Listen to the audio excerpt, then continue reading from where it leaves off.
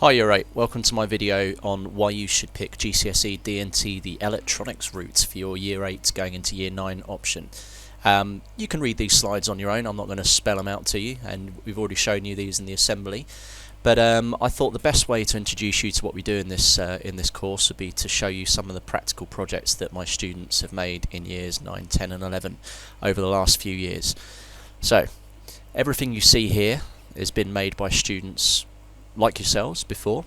We've done projects involving robotics. So this is a remote controlled robot based on an insect. We've got lighting projects. This was a Year 11 project, and this is a colour changing LED, and we can select the colour by remote control, completely designed by a student. This was laser cut and 3D printed as a box. The circuit board, all the case, everything designed completely by the student and put together by the student. I really like this one. This was a Year 11 project where they had to design a piece of sci-fi jewellery or prop. This is from the movie Tron. It's the Tron ring, if you know what that is, and it senses when you put your hand in the middle and lights up. We've got various other things. So this is the kind of thing you'd make in Year 9 and 10 as a practice project. This is a little electronic dice, laser cut box, again circuit board designed and made by the students and soldered together. Another Year 11 project here. This would be an advertising display, obviously to promote Coca-Cola, and it holds bottles in it, and the idea is when you take one of the bottles it lights up and it plays tunes to promote the brand. Another advertising display here, which is Lego, obviously. This one has a light sensor in it, so if you take the Lego out of the little tray in the middle, it detects that and lights up the logo. Completely laser cut, again completely designed on the computer, completely made by a student. We've got money boxes, and obviously when you put your money in, your pound coins, it responds, tells you how much you've saved, rewards with lights and LEDs, so we can actually do little displayed messages as well. This is another Year 10 practice project, so this is a football tabletop game. There's a little infrared beam inside here, and when the ball rolls through the beam you can see the score going up, and the other player has to try and block you by moving the goalie left or right.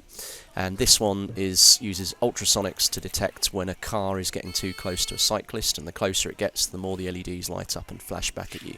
So you can see we can use a whole range of different sensors and components. We've also made this one, which is a sword, again for a comic or Comic Con prop if you like. This lights up the LEDs in the handle of the sword when you cover up a light sensor in the handle. Again, 3D printed, laser cut, all sorts of gadgets and gizmos we've made. So that's what's really good about this subject. You get to work with pretty much all the gear we've got in the department. We couldn't design and make these products without using computers, so our circuit boards are designed and tested virtually on the computer. We then make them and then solder them together, and hopefully they work in real life.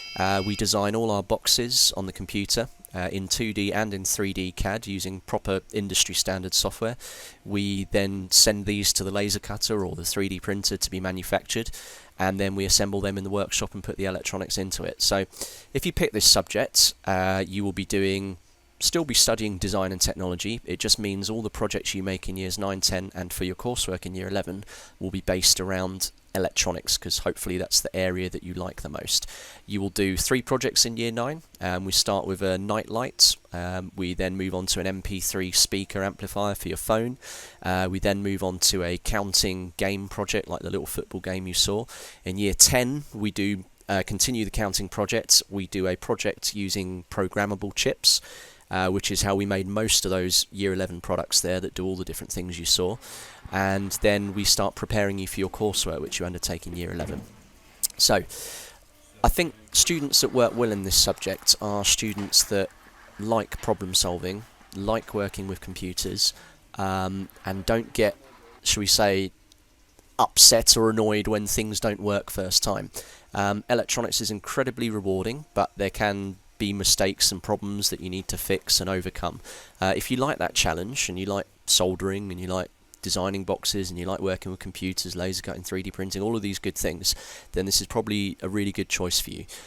If you enjoy science, if you enjoy your computing lessons, this is also a really good match for you. We tend to find students that like computing, science and maths also do very well in this subject. But this is whatever subject you pick or whatever career you go into, from a design and technology subject, you're going to get lots of really useful real-life skills. You're going to learn how to plan, you're going to learn how to organise yourself, how to juggle several things at once, how to be creative and come up with ideas, how to work as a team, and how to actually turn ideas into reality and into things that people might want to buy and purchase, which, let's be honest, money's what makes the world go round, and we have to sell products to make money, and this is what this subject teaches you to do. So in terms of careers that you could go on to with this, well, pretty much anything in the engineering sphere of jobs. Doesn't just have to be involving electronics. I've had past students that I've caught up with that have gone to work for McLaren, designing parts for Formula 1 cars.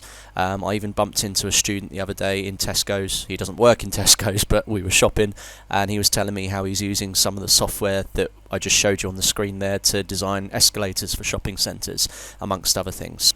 Well, hopefully this video's given you enough information and reasons why you should want to pick electronics route at D&T for your Year 9 option. If you still want some more information, or you just want to have a chance to have a play with some of the projects that the previous students on this course have made, please feel free to come along and see me, Mr. Winter, in V Block, any break, lunch or after school, and I'll be more than happy to help you. Thank you for listening.